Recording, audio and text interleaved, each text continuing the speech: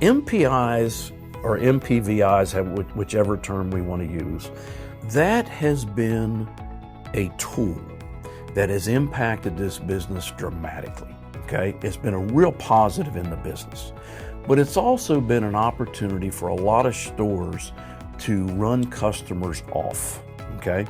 Now, I would say to you, the first thing I would do in working with a store on the MPI or MPVI process is to make sure that the inspection portion is consistent.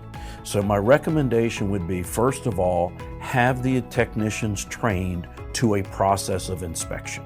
All right, so that process of inspection is consistent across the board with all technicians, and that there's a definition for each of the little blocks and little boxes. There's a definition for that inspection and what's expected in that. All right, so now once we have the consistency on the part of the technician, several things happen. Number one, the belief on the part of the advisors in the quality of the inspection shoots up.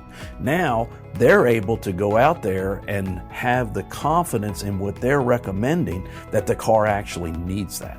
Okay, so that would be the first step. The second step is presentation. Now, the presentation can take place in a number of different venues. It can take place via text messages. It can be done through video, which has been a great asset to the industry. But there's also a lot of people that want to have it over the phone. So the first thing that I say to advisors in working with them is we have to slow down to speed up. All right. Now, what I mean by that is I would sit in stores and I would listen to phone pops, and I would listen to advisors get on the phone and sound like auctioneers when they're talking to the customer. Hey, Mr. Customer, we got you going, we got to check. And all of a sudden the customer's like, what? All right. Now, the thing that I want you to remember is that 70% of the customers are visual learners. All right. If we call them up and go boom, boom, boom, boom, boom, they don't hear anything. There's no visual. That's why the video MPIs have been such a great asset to us. All right. But at the same time, not everybody wants it, as I said. So we still have to interact with the customer. So we have to slow down to speed up. So my suggestion would be that we develop another process for how we present it.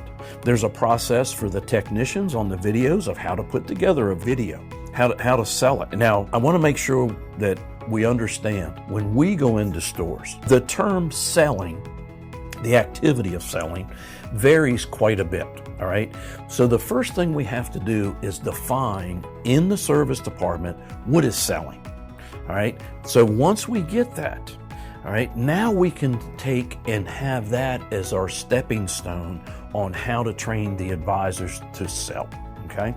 Now, I'm a firm believer that the highest level of selling is you're being sold and you don't realize it. That's the level we're going to work at. If we want to keep the customer coming back and we're building that relationship, we're always selling. We're always selling our interest, our concern, our involvement.